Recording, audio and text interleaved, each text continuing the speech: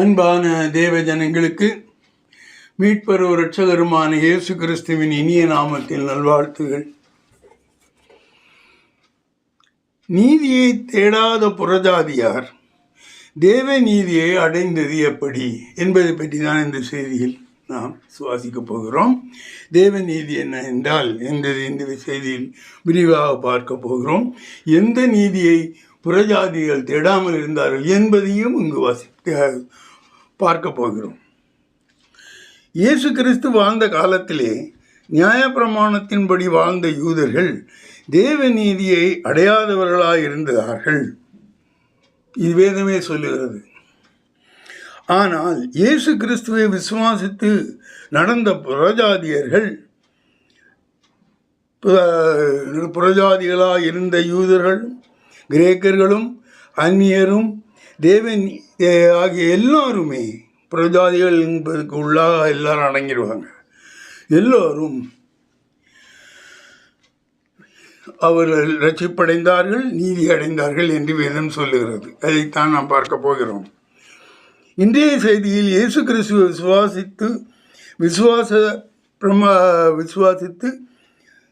விசுவாச பிரமாணத்தின்படி நடப்பவர்கள் நீதிமான்களாக்கப்படுகிறார்கள் என்பதை நாம் தெரிந்து கொள்ள வேண்டும் என்ற சத்தியத்தை நாம் இந்த செய்தியின் மூலம் உங்களுக்கு கொடுக்க போகிறோம். நாம் விசுவாச பிரமாணத்தின்படி என்று சொல்லும்பொழுது எந்த நியாயப்பிரமாணத்தின்படி இல்லாமல் என்று இன்று ஒரு கவுண்டரை நாம் வைத்து ரெண்டையும் கம்பேர் பண்ணி பார்க்க போகிறோம். ஒருவன் விசுவாச பிரமாணத்தின்படி விசுவாசம்படி நடக்க வேண்டும், நியாயப்பிரமாணத்தின்படி நாம் நடக்கக்கூடாது. இயேசு கிறிஸ்து வந்த பிறகு நியாயப்பிரமாணம் அது பூமியில் இல்லாதபடி எடுக்கப்பட்டு விட்டது. அவருடைய பிரமாணமே இங்கு இருக்கிறது.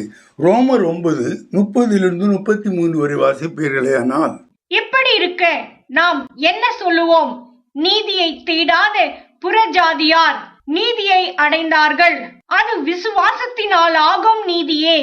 நீதி பிரமாணத்தை தேடின இஸ்ரவேலரோ நீதி பிரமாணத்தை அடையவில்லை. என்னத்தினால் என்றால், அவர்கள் விசுவாசத்தினாலே அதை தேடாமல் நியாய பிரமாணத்தின் கிரியைகளினாலே தேடினபடியால் அதை அடையவில்லை. இடறுதற்கான கல்லில் இடறினார்கள். இதோ இடறுதற்கான கல்லையும் தவறுதற்கான கண்மலையையும் சியோனில் வைக்கிறேன். அவரிடத்தில் விசுவாசமாய் இருப்பவன் எவனோ அவன் வெட்கப்படுவதில்லை என்று எழுதியிருக்கிறபடி ஆயிற்று. நியாயப்பிரமாணத்தில் அந்த விசுவாசம் என்கிற ஒன்று பெரிதாக சொல்லப்படவில்லை. அதைத்தான் இங்கு சொல்கிறார். விசுவாசத்தினாலே அதை தேடாமல் நியாயப்பிரமாணத்தின் கிரியைகளின்படி, அங்கு கிரியைகள் தான் சொல்லப்பட்டிருக்கும். நீ பாவம் செய்தியா, அதுக்கு ஒரு கிரியை செய், அதுக்கு 2 பலி கொடு, அப்படின்னா உன் பாவம் நிவர்த்தி ஆகும். எந்த ஒரு காரியம் செய்தாலும் அதற்கு ஏற்ற ஒரு கிரியை உண்டு. அது நீங்கள் இப்பொழுதே உலகத்தில் கிறிஸ்தவர்கள் அல்லாதவர்கள் ஒவ்வொரு காரியத்திற்காகவும் பரிகாரம் தேடுவதை நீங்களே பார்த்திருக்கிறீர்கள். புதிதாக ஒன்றும் நாம் சொல்ல வேண்டிய தேவையில்லை. எல்லாவற்றிற்கும் ஒரு பரிகாரம். நான் மாற்று மதத்தவனாக இருந்த பொழுது நான் செய்கிற பாவமோ இல்லையோ எனக்கு தெரியாது. என்றாலும் கூட நான் அந்த தெய்வங்களுக்கு காணிக்கை படைப்பது உண்டு. எதற்கு? நான் செய்த பாவங்களை மன்னிப்பதற்கு. அதனால் எந்த ஒரு விசுவாச பிரமாணம் இல்லாமல் மற்றெந்த பிரமாணத்தினாலும் மற்றெந்த கொள்கையினாலும் செய்யப்படக்கூடிய அதாவது இயேசு கிறிஸ்துவை விசுவாசிக்காத எந்த ஒரு கிரியையும் நமக்கு ரட்சிப்பை தராது. அவரிடத்தில் விசுவாசமாக இருப்பவன் எவனோ அவன் வெட்கப்பட்டு போவதே இல்லை. நீங்களே பார்த்துருப்பீர்கள். இந்த விசுவாசி முதலாம் பாவம் செய்ய மாட்டான், ஏமாற்ற மாட்டான், பொய் சொல்ல மாட்டான். அவன் எங்கிருந்து வெட்கப்படுவான்? அந்த விசுவாசம் அதை செய்யும். இயேசு அதை செய்வார். தன்னை ஒருவன் விசுவாசித்து தன்னுடைய கட்டளைப்படி நடப்பவனை அவர் நிச்சயமாக வெட்கப்பட விட மாட்டார். இது நீதி பிரமாணத்தின் படி நடப்பவர்கள் மனித நேயத்தை கடைபிடிக்க தவறி விடுகிறார்கள் என்பதை நல்ல சமாரியன் சம்பவத்திலிருந்து பார்க்கலாம். நியாய பிரமாணத்தின்படி என்ன சொல்லியிருக்கிறோ அதையே அனுசரிப்பார்கள். மனித நியாயம் என்று ஒன்று இருக்கு. ஒரு அடிபட்டு கிடக்கிறான், அவனுக்கு ஹெல்ப் பண்ணணும், அது உடனே செய்ய வேண்டிய காரியம். அதற்கு கடவுளிடம் பர்மிஷன் கேட்டு அதற்கு இதெல்லாம் செய்து 3 நாளைக்கு பிறகு தான் செதுக்குவான்.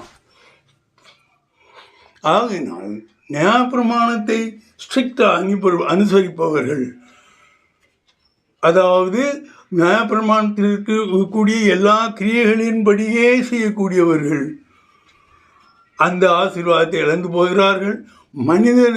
மனித நேயம், ஒரு மனிதன் உதவி செய்ய வேண்டும் என்பது அவர்களிடம் இருப்பதில்லை. அது பார்க்க மாட்டார்கள். யாராக இருந்தாலும் சரி, அடிபட்டு கிடக்கணும்னு ஹெல்ப் பண்ணணும், அப்படி பண்ண வேண்டும் என்று விசுவாச பிரமாணம் சொல்லுகிறது. ஆனால் நியாயப்பிரமாணம் அதை சொல்லவில்லை என்பதை லூக்கா 10:26-37 வரை வாசிப்பீர்களே ஆனால் தெரியும். அதற்கு அவர், நியாய பிரமாணத்தில் என்ன எழுதியிருக்கிறது, நீ வாசித்திருக்கிறது என்ன என்றார். அவன் பிரதியுத்தரமாக, உன் தெய்வனாகிய கர்த்தரிடத்தில் உன் முழு இருதயத்தோடும், உன் முழு ஆத்துமாவோடும், உன் முழு பலத்தோடும், உன் முழு சிந்தையோடும் அன்பு கூர்ந்து உன்னிடத்தில் அன்பு கூறுவது போல பிறனிடத்திலும் அன்பு கூறுவாயாக என்று எழுதியிருக்கிறது என்றான். அவர் அவனை நோக்கி, நிதானமாய் உத்தரவு சொன்னாய், அப்படியே செய், அப்பொழுது பிழைப்பாய் என்றார். அவன் தன்னை நீதிமான் என்று காண்பிக்க மனதாய் இயேசுவை நோக்கி, எனக்கு பிறன் யார் என்று கேட்டான். இயேசு பிரதியுத்தரமாக, ஒரு மனுஷன் எருசலேமிலிருந்து எரிகோவுக்கு போகையில் கள்ளர் கையில் அகப்பட்டான். அவர்கள் அவன் வஸ்திரங்களை உரிந்து கொண்டு அவனை காயப்படுத்தி குற்றுயிராக விட்டு போனார்கள். அப்பொழுது தற்செயலாய் ஒரு ஆசாரியன் அந்த வழியே வந்து அவனை கண்டு பக்கமாய் விலகி போனான். அந்தபடியே ஒரு லேவியனும் அந்த இடத்துக்கு வந்து அவனை கண்டு பக்கமாய் விலகி போனான். பின்பு சமாரியன் ஒருவன் பிரயாணமாய் வருகையில் அவனை கண்டு மனதுருகி கிட்ட வந்து அவனுடைய காயங்களில் எண்ணெயும் திராட்சை ரசமும் வார்த்து காயங்களை கட்டி அவனை தன் சுய வாகனத்தின் மேல் ஏற்றி சத்திரத்துக்கு கொண்டு போய் அவனை பராமரித்தான். மறுநாளிலே தான் புறப்படும் போது 2 பணத்தை எடுத்து சத்திரக்காரன் கையில் கொடுத்து, நீ இவனை விசாரித்துக்கொள், அதிகமாய் ஏதாகிலும் இவனுக்காக செலவழித்தால் நான் திரும்பி வரும்போது அதை உனக்கு தருவேன் என்றான். இப்படி இருக்க கள்ளர் கையில் அகப்பட்டவனுக்கு இந்த 3 பேரில் எவன் பிறனாயிருந்தான், உனக்கு எப்படி தோன்றுகிறது என்றார். அதற்கு அவன், அவனுக்கு இரக்கம் செய்தவனே என்றான். அப்பொழுது இயேசு அவனை நோக்கி, நீயும் போய் அந்தபடியே செய் என்றார். தேவனுடைய பிரமாணம் என்ன சொல்லுகிறது? நீ உன்னிடத்தில் அன்பு கூறுகிறது போல பிறனிடத்திலும் அன்பு கூறுவாயாக என்று கூறுகிறது. இது தேவனுடைய பிரமாணம். நீ என்னை அல்லாமல் வேறு தேவர்களை நீ ஆராதிக்கக்கூடாது. இது தேவன் கொடுத்த கட்டளை. இது மாறாது. இது எந்த பிரமாணத்திலும் சேராது, தனியாக நிற்கும். ஆகையினால இந்த பிரமாணம் எல்லாருக்கும் சொந்தமானது. என்ன போட்டிருக்கிறது? பிறனிடத்தில் அன்பு கூறுவாயாக என்பது நியாயபரமான உள்ளம் மட்டும் செய்கிறது கிடையாது, எல்லாரும் செய்ய வேண்டும். ஒரு தாய் தன் குழந்தையை பெற்ற உடனே அன்பு கூறுகிறாள், தன்னுடைய கணவனோடு அன்பு கூறுகிறார். இதெல்லாம் இயற்கையிலேயே உள்ளது. இது ஒரு பிரமாணம் ஒன்றும் தேவையில்லை. இது தேவனுடைய பிரமாணம். அவரை விசுவாசித்தவர்கள் எல்லோரும் அடிப்படையிலே இதற்கு கீழ்ப்படிந்து விடுகிறார்கள். அப்போது இந்த மாதிரி இருக்கும்போது அவன் வரான். 2 பேர். யார்? ஒரு லேவியன் ஒருத்தன் வரான், இன்னொருத்தன் ஒரு ஆசாரியர் வருதான். 2 பேருமே நன்றாக யோசிக்க வேண்டும். அந்த எரிகோ பட்டணத்திலே தான் இந்த எருசலேமிலே ஆலயத்தில் வேலை செய்கிற ஆசாரியர்கள் தங்கியிருந்தார்கள். அவர்கள் இங்கிருந்து நடைபயணமாக எருசலேம் செல்வார்கள். சென்று அங்கு நாள் பூரா ஆலயத்திற்கு தொண்டு செய்துவிட்டு அதன் பிறகு அங்கிருந்து வருவார்கள். இல்லை என்றால் அங்கே தங்கிவிடுகிறார்கள். இதுதான் அங்குள்ள முறைமை. அப்படி போன ஆசாரியன் ஒருத்தனும் லேவியன் ஒருத்தனும் அவனை தொட பயந்தார்கள். அவனுக்கு தெரியும் அவன் ஒரு மனிதன், அவனுக்கு உதவி வேண்டும் என்று தெரியும். ஆனாலும் அதை செய்ய பிரமாணம் தமக்கு இடம் கொடுக்கவில்லை. அப்படி அவர்கள் அதே மீறி செய்தார்களே ஆனால் அவர்களுக்கு ஆலய பிரவேசம் கிடையாது என்று நீதி பிரமாணம் சொல்லுகிறது. லூக்கா 10:26-37 வரை நீங்கள் வாசிக்கும் பொழுது எல்லாவற்றையும் அங்கு நடந்ததெல்லாம் நீங்கள் உங்களுக்கு விழா செய்யப்பட்டிருக்கிறது. சமாரியன் என்பவன் யூதர்களால் வெறுக்கப்பட்டவன். ஏனென்றால் அந்த சமாரியா நாடு என்பது அந்த வெளியில் உள்ள புறஜாதியர்கள் அங்கு அமர்த்தப்பட்டு அவர்கள் அங்கே இருந்தவர்களோடு சம்பந்தம் உறவாடி அவர்கள் யூதர்களோடு கலவாமல் தனியாக இஸ்ரவேல் என்று அழைக்கப்படாதிருந்தார்கள். அவர்கள் சமாரியர்கள் என்றே சொல்லப்பட்டார்கள். இஸ்ரவேலர்கள் என்ற பெயர் அவர்களுக்கு பொருந்தாது. அந்த இடங்களில் இருந்த எல்லா இஸ்ரவேல் கோத்திரத்தாரும் சிதறி அடிக்கப்பட்டார்கள். அது இன்றைய இது பிரகாரம் கொஞ்சம் பேர் அமெரிக்காவுக்கு போயிட்டார், கொஞ்சம் பேர் பிரிட்டிஷ் லண்டனுக்கு போயிட்டார்கள் என்று ஆய்வுகள் சொல்லுகின்றன. அது எந்த அளவில் என்ற அளவுக்கு எனக்கு டீப்பாக போய் நான் பார்க்கல. ஆனால் இது மட்டும் தெரியும், இங்கிருந்து ஓடப்பட்ட அநேக கோத்திரங்கள் இந்த இடங்களுக்கு போய் அங்கே செட்டில் ஆகிவிட்டார்கள். அது அமெரிக்கா எந்த காலத்தில் போனாலும் அது இஸ்ரேலுக்கு தான் சப்போர்ட் பண்ணும். ஏன்னா இஸ்ரேல் இனத்தார்கள் தான் அங்கே இருக்கார்கள். அமெரிக்காவில் இருப்பதில் யூதர்கள் தான் கூடுதல். ஆனால் இந்த மாதிரி அந்த சமாரியன் ஒருத்தன் வந்த பொழுது அவன் எந்த விதமான கட்டளைக்கோ எந்த விதமான பிரமாணத்துக்கோ உட்பட்டவன் அல்ல. அவன் தேவனுக்கு பயந்தவன். அது ஒரே ஒரு தகுதி மட்டும்தான் அவனிடம் இருந்தது. பிறரை நேசிக்க வேண்டும் எந்த இன்னொரு தகுதியும் அவனிடம் இருந்தது. தேவைப்பட்டவர்களுக்கு உதவி செய்ய வேண்டும் என்பதும் அவனுக்குள் இருந்தது. இத்தனையும் தேவன் விசுவாச பிரமாணத்தில் இருந்தது. அவன் அதை செய்தான். ஆனால் நியாயப்பிரமாணத்தின்படி நடந்தவனும் அதை செய்யாமல் போனான். ஏன் தெரியுமா? எண்ணாமம் 16-19 வரை வாசிப்பீர்களே. ஆனால் வெளியிலே பட்டயத்தால் வெட்டுண்டவனையாவது செத்தவனையாவது மனித எலும்பையாவது பிரீத குழியையாவது தொட்டவன் எவனும் 7 நாள் தீட்டுப்பட்டிருப்பான். ஆகையால் தீட்டுப்பட்டவனுக்காக பாவத்தை பரிகரிக்கும் கிடாரியின் சாம்பலிலே கொஞ்சம் எடுத்து ஒரு பாத்திரத்தில் போட்டு அதன் மேல் ஊற்று ஜலம் வார்க்க வேண்டும். சுத்தமான ஒருவன் ஈசோப்பை எடுத்து அந்த ஜலத்திலே தோய்த்து குடாரத்தின் மேலும் அதிலுள்ள சகல பனிமுட்டுகளின் மேலும் அங்கே இருக்கிற ஜனங்களின் மேலும் தெளிக்கிறதும் அல்லாமல் எலும்பையாகிலும் வெட்டுண்டவனையாகிலும் செத்தவனையாகிலும் பிரேத குழியையாகிலும் தொட்டவன் மேலும் தெளிக்க கடவன். சுத்தமாயிருக்கிறவன் தீட்டுப்பட்டவன் மேல் 3ஆம் நாளிலும் 7ஆம் நாளிலும் தெளிக்க வேண்டும். 7ஆம் நாளில் இவன் தன்னை சுத்திகரித்து தன் வஸ்திரங்களை தோய்த்து ஜலத்தில் ஸ்நானம் பண்ணி சாயங்காலத்திலே சுத்தமாயிருப்பான். இந்த சட்டத்தின்படி ஒரு லேவியனோ ஒரு ஆசாரியனோ போய் காயப்பட்டவனுக்கு உதவி செய்துட்டாங்கன்னா அவனுடைய ரத்தம் அவன் மேல் பட்டது என்றால் 7 நாளைக்கு அவன் ஊழியம் செய்ய முடியாது. அவனுடைய வருமானம் போச்சு. அவன் ஒதுக்கப்பட்டு விடுவான். யாரையும் டச் பண்ண முடியாது. எந்த நல்ல காரியங்களுக்கும் போக முடியாது. அதற்கு தான் அவன் பயப்பட்டான். ஆசாரியர் அதுக்கு தான் பயப்பட்டார்கள்.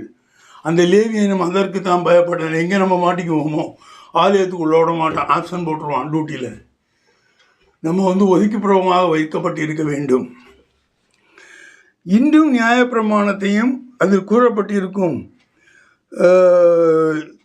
யூதர்களும் இயேசு கிறிஸ்துவின் விசுவாச பிரமாணத்தை ஏற்றுக்கொள்ளாத வேற்று மதத்தினரும் தேவ நீதியை இப்படியே இழந்து போகிறார்கள். அந்த தேவ நீதி அவர்களுக்கு கிடைப்பதில்லை. அப்படின்னா அந்த தேவ நீதி எவைகளை எல்லாம் உள்ளடக்கியதாக இருக்கிறது என்பதைத்தான் நாம் பார்க்க போகிறோம்.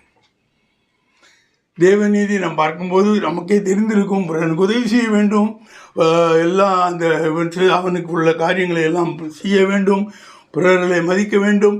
இதெல்லாம் தேவநீதிக்கு உள்ளாக வந்து விடுகிறது. தேவநீதி என்பது ஒரு மனிதன் என்னென்னவைகளை எல்லாம் செய்தால் அவனுக்கு தேவனுடைய ஆசீர்வாதங்கள் கிடைக்கும் என்பதுதான் தேவநீதி. அவைகளை ஒன்றாக குறிப்பிட்ட சில பாகங்களை இன்னும் சில கூட நீங்கள் சேர்த்துக்கொள்ளலாம்.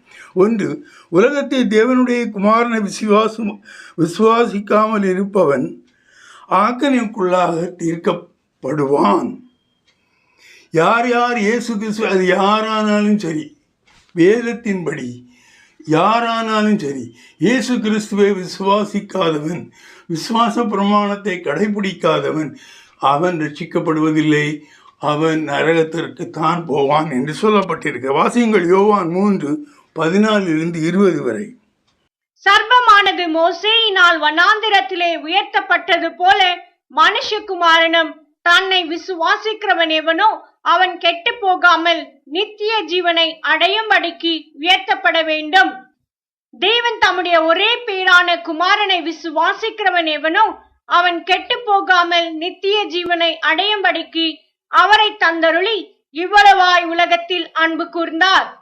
உலகத்தை ஆக்கினைக்குள்ளாக தீர்க்கும்படி தேவன் தம்முடைய குமாரனை உலகத்தில் அனுப்பாமல் அவராலே உலகம் ரட்சிக்கப்படுவதற்காகவே அவரை அனுப்பினார். அவரை விசுவாசிக்கிறவன் ஆக்கினைக்குள்ளாக தீர்க்கப்படான். விசுவாசியாதவனோ தேவனுடைய ஒரே பேரான குமாரனுடைய நாமத்தில் விசுவாசமுள்ளவனாயிராதபடியினால் அவன் ஆக்கினை தீர்ப்புக்குட்பட்டாயிற்று. ஒளியானது உலகத்திலே வந்திருந்தும் மனுஷருடைய கிரியைகள் பொல்லாதவைகளாயிருக்கிறபடியினால் அவர்கள் ஒளியை பார்க்கிலும் இருளை விரும்புகிறதே அந்த ஆக்கினை தீர்ப்புக்கு காரணமாயிருக்கிறது. பொல்லாங்கு செய்கிற எவனும் ஒளியை பகைக்கிறான், தன் கிரியைகள் கண்டிக்கப்படாதபடிக்கு ஒளியினிடத்தில் வராதிருக்கிறான். அடுத்ததாக, இயேசு கிறிஸ்துவின் இரத்தம் ஒன்றே மீட்பை கொடுக்கிறது. இயேசு கிறிஸ்து நமக்காக மரித்து இரத்தம் சிந்தினார் என்று விசுவாசிக்கிற போது நமது மீட்பை நாம் அடைகிறோம். வேறெந்த வழியிலும் பாவத்திலிருந்து மீட்கப்பட முடியாது. அங்கு ஒரே ஒரு இரத்தம், தேவன் கொடுத்த அந்த நீதி இருக்கிறது. என்ன சொல்கிறது? உன்னுடைய ஆத்மாவுக்காக நான் உன் இரத்தத்தை கொடுத்தேன், பலிபீடத்தில் உன் ஆத்ம நிவர்த்திக்காக உனக்கு நான் ஆத்மாவை இரத்தத்தை கொடுத்தேன். அது யாருடைய இரத்தம்? காளைகள் ஆடுகள் இரத்தம் போது டெம்பரரியாக பண்ணது. அது பெர்மனண்டாக அவங்களுக்கு அந்த நீதியை கொடுக்கவில்லை. ஆனால் இயேசு கிறிஸ்துவின் இரத்தத்தின் மூலம் நீ கழுவப்படும் பொழுது நீ நித்தியமாக நீ பாவத்திலிருந்து விடுபடுகிறாய். அவரை விசுவாசிக்கிறவன் ஆக்கணைக்குள்ளாக தீர்க்கப்படான். விசுவாசாதவனோ தேவனுடைய ஒரே குமாரனை உடைய நாமத்தில் விசுவாசம் உள்ளவனாயிராதபடியினால் அவன் ஆக்கணைக்குள்ளாக தீர்க்கப்படுகிறான். ஏன்னா இயேசு கிறிஸ்து தான் உலகத்திற்கு ஒளியாக வந்தார். அந்த ஒளியை விரும்புகிறேன்னா எல்லாமே இருட்டை தான் விரும்புகிறான்னு அர்த்தம். இருட்டில் நடக்கிறது அவ்வளவும் பாவம், இருட்டில் நடக்கிறது அவ்வளவும் கொள்ளத்தனம், எவைகள் மனித சமூகத்திற்கு ஏற்றுக்கொள்ளப்படாத காரியங்கள். ஆகையால் ஒளியை விசுவாசிக்கிறவன், அந்த ஒளி சொல்லக்கூடிய பாதையிலே நடக்கிறவன், அவன் ரட்சிக்கப்படுவான். அடுத்ததாக, இயேசு கிறிஸ்துவின் ஒரே பாவம், ஒரே இரத்தம், இயேசு கிறிஸ்துவின் இரத்தம். அது 1 பேதுரு 1:18-21 வரை வாசிப்பீர்களே. ஆனால் உங்கள் முன்னோர்களால் பாரம்பரியமாய் நீங்கள் அனுசரித்து வந்த வீணான நடத்தையினின்று அழிவுள்ள வஸ்துகளாகிய வெள்ளியினாலும் பொன்னினாலும் மீட்கப்படாமல் குற்றமில்லாத மாசற்ற ஆட்டுக்குட்டியாகிய கிறிஸ்துவின் விலையேற பெற்ற இரத்தத்தினாலே மீட்கப்பட்டீர்கள் என்று அறிந்திருக்கிறீர்களே. அவர் உலக தோற்றத்திற்கு முன்னே குறிக்கப்பட்டவராயிருந்து தமது மூலமாய் தேவன் மேல் விசுவாசமாய் இருக்கிற உங்களுக்காக இந்த கடைசி காலங்களில் வெளிப்பட்டார். உங்கள் விசுவாசமும் நம்பிக்கையும் தேவன் மேல் இருக்கும்படி அவரை மரித்தோரிலிருந்து எழுப்பி அவருக்கு மகிமையை கொடுத்தார். இந்த மாதிரி ஒரு காரியம் இம்மீடியட்டாக சிலுவையிலோ ஏற்படுத்தப்பட்ட உலக தத்துவத்திற்கு முன்னாலேயே தேவன் எடுத்து விட்டார். ஒரு ரத்தம் வைத்திருக்கிறேன், ஒரு பலி உங்களுக்காக ஆகும், அதுதான் நீங்கள் செய்த எல்லா பாவங்களையும் மன்னிக்கும். அதை நீங்கள் அந்த பாவமும் அந்த இரத்தமும் உங்களை அதிலிருந்து மீட்டெடுக்க செய்துவிடும் என்று விசுவாசியுங்கள். இந்த விசுவாசம் உங்களுக்குள் வந்தால் நீங்கள் ரட்சிக்கப்படுவீர்கள். யுத்தத்திலிருந்து மீட்கப்பட்டு வேற எந்த ஒரு காரியத்தினால் அதான் சொல்கிறான். இப்போ பழைய பூர்வீகத்தில் என்னெல்லாமோ செய்தார்கள் பாவம் செய்யுமானால், இப்பொழுது கூட யாராவது ஒரு பையனை கொண்டு பலபலி கொடுத்தா எல்லாம் நல்லா வந்துடும். மூடத்தனத்திற்கு அளவே கிடையாது. அது காலங்கள் கொண்டு போகும்.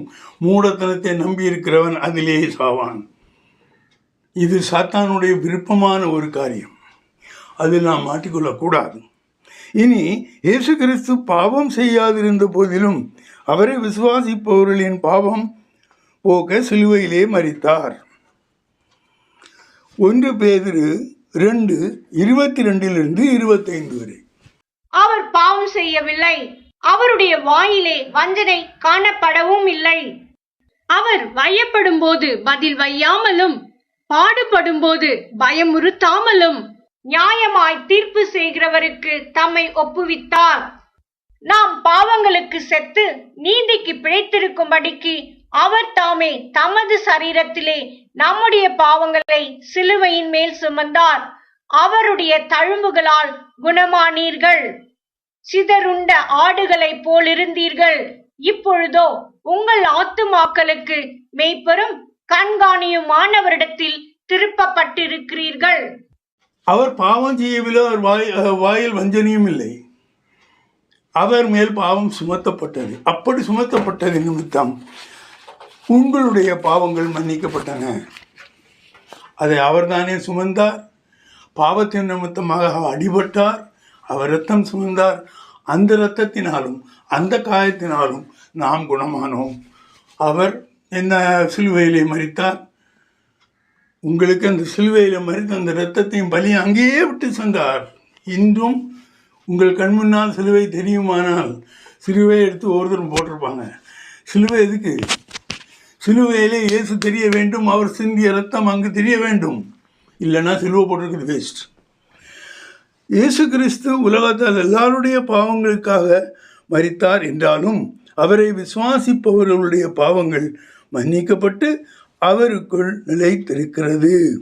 1 யோவான் 2:2-6 வரை.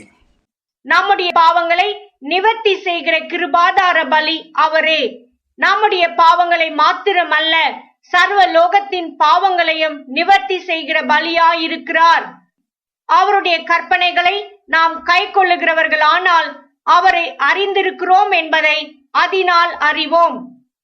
அவரை அறிந்திருக்கிறேன் என்று சொல்லியும் அவருடைய கற்பனைகளை கை கொள்ளாதவன் பொய்யனாயிருக்கிறான், அவனுக்குள் சத்தியமில்லை. அவருடைய வசனத்தை கை கொள்ளுகிறவனிடத்தில் தெய்வ அன்பு மெய்யாக பூரணப்பட்டிருக்கும். நாம் அவருக்குள் இருக்கிறோம் என்பதை அதனாலே அறிந்திருக்கிறோம். அவருக்குள் நிலைத்திருக்கிறேன் என்று சொல்லுகிறவன் அவர் நடந்தபடியே தானும் நடக்க வேண்டும். இயேசு கிறிஸ்து உலகத்தார் எல்லாருடைய பாவங்களையும் மன்னித்தார். எல்லோருடைய பாவங்களுக்காகவும் மரித்தார், எல்லோருடைய பாவங்களையும் மன்னித்தார் என்றால் சொல்லியிருந்தாலும் அவரை விசுவாசிப்பவர்களுடைய பாவங்கள் மன்னிக்கப்பட்டு அவர்கள் அவருக்குள் நிலைத்திருக்கிறவர்களாக இருக்கிறார்கள். அதாவது என்ன சொல்லப்பட்டிருக்குன்னா, இந்த வேதவசனம், நீங்கள் அவரை விசுவாசிக்கும் பொழுது அவருடைய கட்டளைகள் உங்கள் மனதிலே போய் நீங்கள் நாம் விசுவாசிக்கிற ஒவ்வொருவரும் அவரில் நிலைத்திருக்கிறவர்களாகி விடுகிறோம் என்பதுதான் இதனுடைய கண்டென்ட். அவருடைய வசனத்தை கை கொள்ளுகிறவனிடத்தில் தேவ அன்பு இருக்கிறது. அதாவது விசுவாசம், தேவனுடைய அன்பு அவர்களிடத்தில் இருக்கிறது. அவருக்குள் நிலைத்திருக்கிறேன் என்று சொல்லக்கூடியவன் ஒவ்வொருத்தனும் அவர் நடந்தபடியே தான் நடக்க வேண்டும்.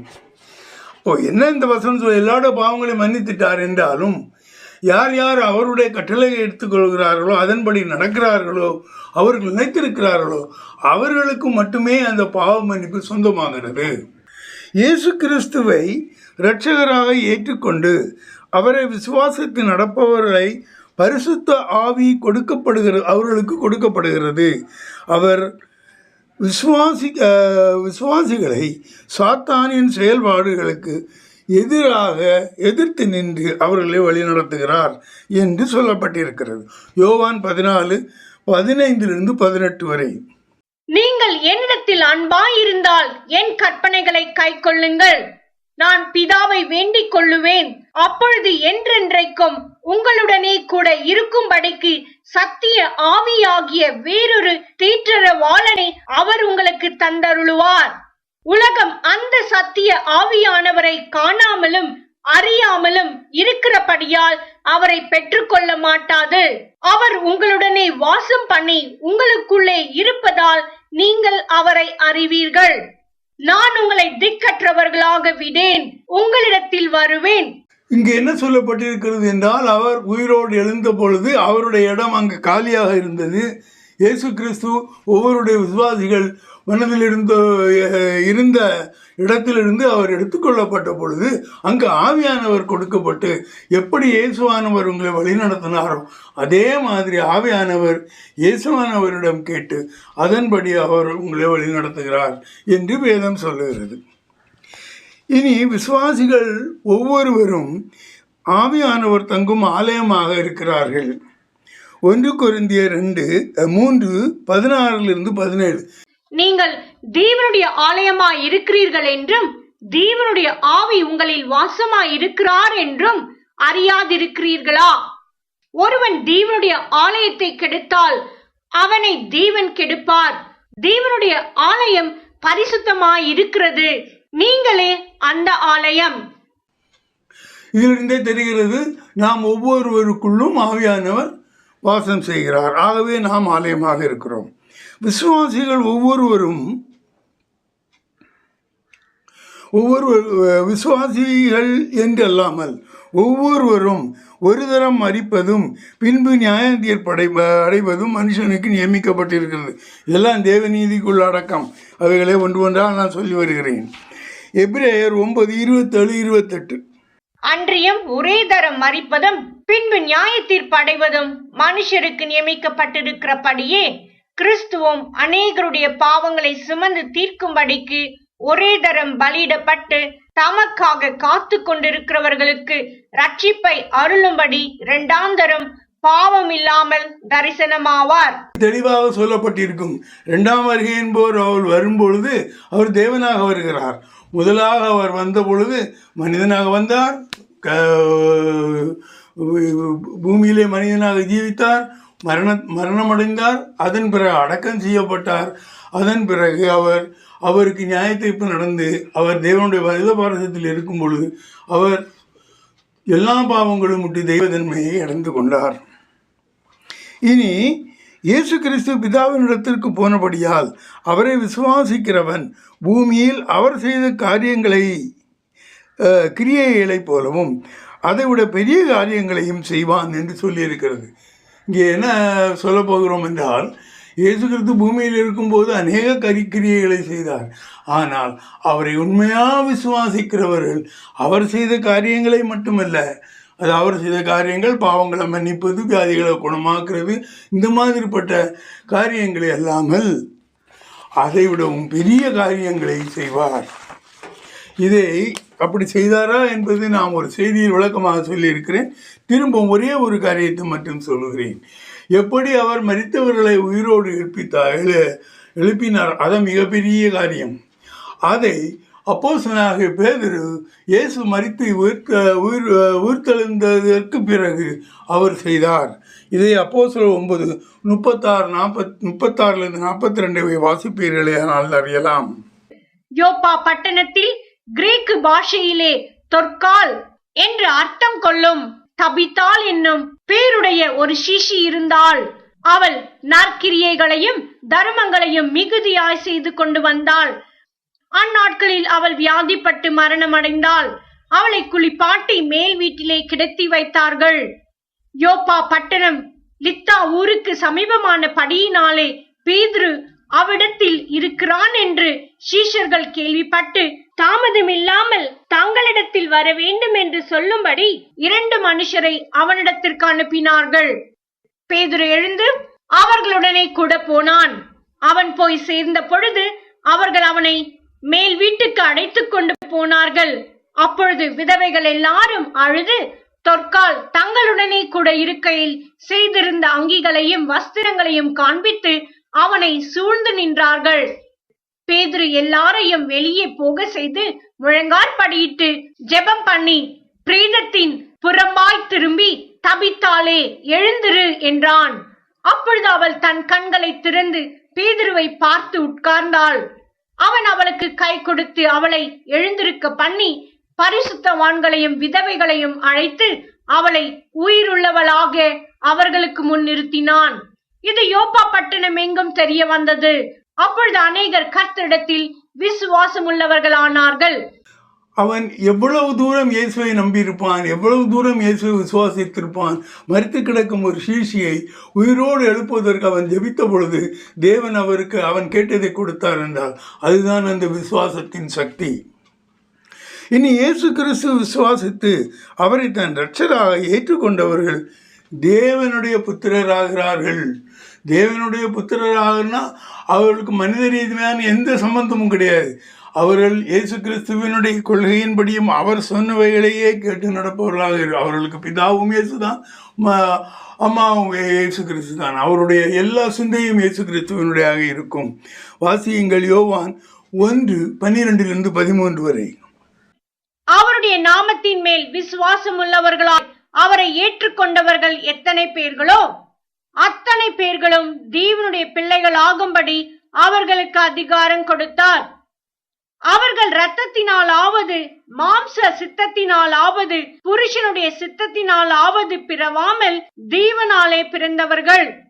அப்படியானால் நீதி முன்னாலே, அதாவது பழைய ஏற்பாட்டு காலத்திலே சொன்னதை புதிய ஏற்பாட்டு காலத்தில் அங்கீகரிக்கப்பட்டுள்ளது. ஆபிரகாம் நீதிமானாக்கப்பட்டு விசுவாசிகள் எல்லோருக்கும் தகப்பனாக இருக்கிறானே, அது எப்படி, எந்த ஒரு கணக்கின்படியாக அவன் சிம்பிள்.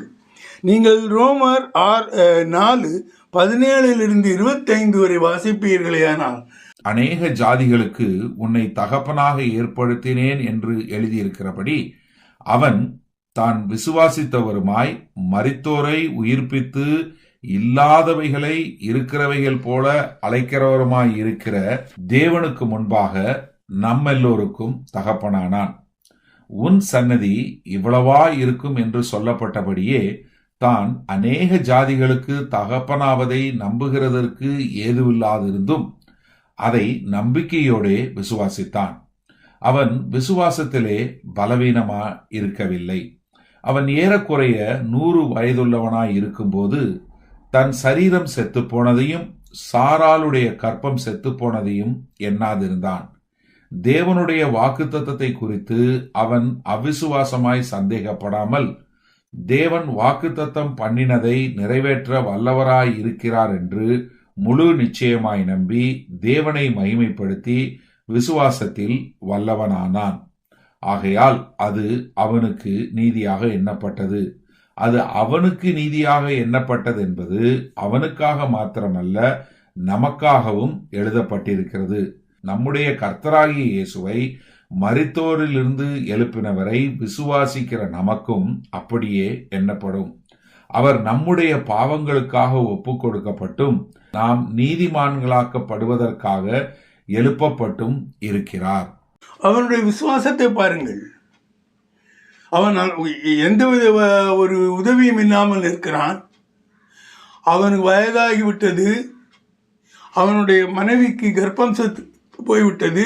கடவுள் சொல்லுகிறார், உனக்கு நான் சந்ததி தருவேன்.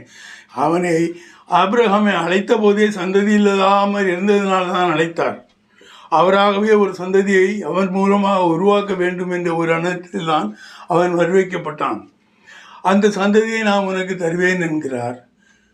அதை அவன் விசுவாசிக்கிறான். என்னால் குழந்தை பிறவிக்க உற்பத்தி செய்ய முடியாது, என் மனைவி ஒரு கருத்தரிக்க முடியாது என்று அறிந்த பிறகும் அவன் ஒரு பெரிய காரியமாக எடுக்கப்பட்டிருக்கிறார். அப்படிப்பட்ட விசுவாசமுடையவனாக இருந்த பொழுது அவர் சொன்னார், உன்னை நான் எல்லா தகப்பனுக்கும், அதாவது அவர் உண்டாக்குகிற சந்ததியார் எல்லாருக்கும் இவனை தகப்பனாக்குவார். அதை தேவனுடைய சந்ததிகள், தேவனுடைய பிள்ளைகள், விசுவாச கூட்டத்தார் என்று சொல்லப்படும் அதற்கு தகப்பனாக ஆபிரகாம் இருப்பான். அது எதனால்? அந்த அவனுடைய விசுவாசத்தினால் என்று சொல்லப்பட்டிருக்கிறது. அதில் போட்டிருக்கோம், ஆகையால் அந்த விசுவாசத்தினால் அவனுக்கு அது நீதியாக எண்ணப்பட்டது என்று போடப்பட்டிருக்கும். தேவ நீதிக்கு உட்பட்டவனாக இருக்கிறான், ஏனென்றால் அவன் விசுவாசித்தான். இனி